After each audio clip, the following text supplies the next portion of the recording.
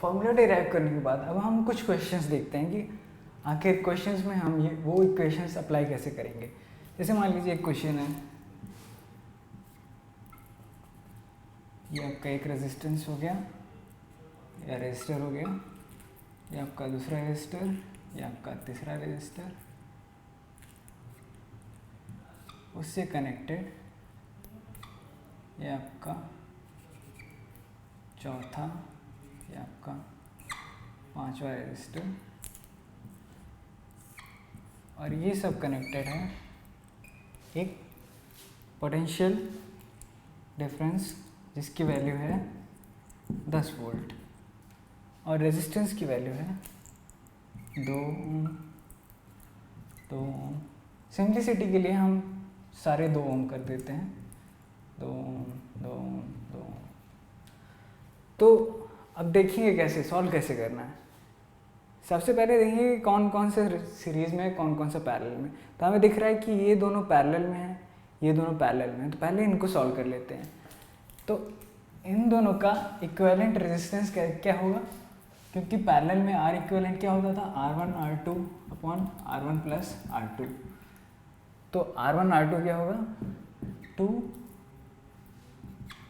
Into 2 upon 2 plus 2, तो यह होगा 24/4 इक्वल टू 1 ओम।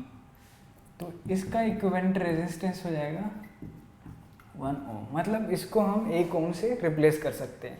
इसी तरीके से इसका भी निकाल लेते हैं, क्योंकि दोनों सिमिलर हैं तो इसका भी इक्विवेलेंट रेजिस्टेंस 1 ओम हो जाएगा। तो अब इन दोनों के इक्विवेलेंट रेजिस्टेंस को रख के देखते हैं सर्किट डायग्राम क्या बन जाता है। तो इसका ये 2 ओम था ही पहले से, इसकी जगह हमने आर इक्विवेलेंट रखा 1 ओम का, ठीक है। अब इसकी जगह हमने रखा आर इक्विवेलेंट 1 ओम का और कनेक्ट कर दिया वोल्टेज के क्रॉस।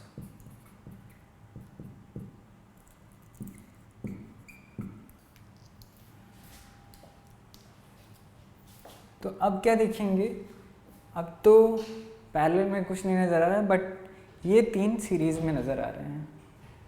तो सीरीज़ में क्या फॉर्मूला था इक्विवेलेंट रेजिस्टेंस का, R equivalent equal to R1 plus R2 plus R3, क्योंकि यहाँ 3 रेजिस्टेंस हैं तो R3 तक जाएंगे। तो इसका इक्विवेलेंट रेजिस्टेंस क्या हो जाएगा, आर इक्विवेलेंट इक्वल टू 2 + 1 + 1, 2 + 1 + 1 4 ओम। तो अब इसको इक्विवेलेंट रेजिस्टेंस से रिप्लेस कर दिए, ये पूरा यहाँ से लेके यहाँ तक क्या हो जाएगा,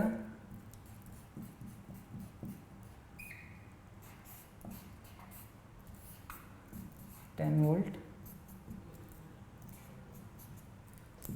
4 ओम। तो आपका ये रेजिस्टेंस पता चल गया, ओम पता चल, वोल्ट पता चल गया, तो अब करंट पता कर ही सकते हैं ओम्स लॉ से। तो ओम्स लॉ के अनुसार V = IR होता है। V हमारा 10 है, I हमें निकालना है और R इक्विवेलेंट हमारा 4 है। तो I क्या हो जाएगा आपका 10/4।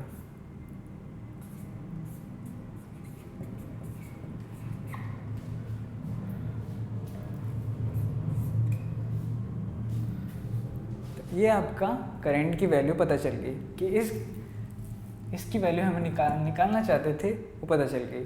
अब मान लीजिए पूछ लिया कि इसके क्रॉस हमारा पोटेंशियल डिफरेंस क्या था, तो क्योंकि हमें करंट पता ही है, रेजिस्टेंस पता है, तो पोटेंशियल डिफरेंस आराम से पता कर सकते हैं।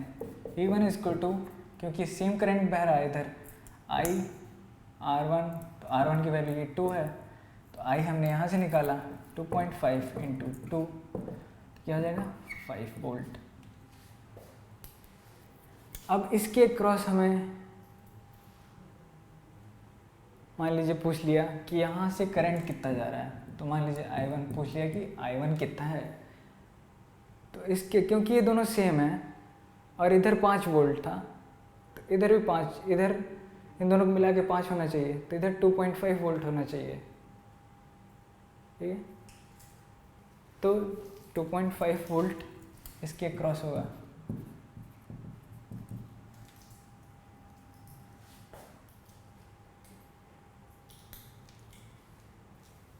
और अगर वैसे नहीं देख सकते तो यहाँ से देख सकते हैं, क्योंकि ये इक्विवेलेंट रेजिस्टेंस इसका 1 ओम है और करंट आपका 2.5 है, तो इसके क्रॉस पोटेंशियल डिफरेंस क्या होगा, 1 × 2.5, तो ये 2.5 वोल्ट हो गया आपका इसके क्रॉस। तो अब करंट कैसे पता करेंगे, करंट कैसे पता करेंगे, आई की वैल्यू हमें पता है, आर इक्विवेलेंट भी पता है, तो I1 इक्वल टू, हमने क्या फॉर्मूला डिराइव किया था, I × R2 upon R1 plus R2। यहाँ पे I की वैल्यू क्या है, 2.5 एम्पियर, R2 आपका 2 है,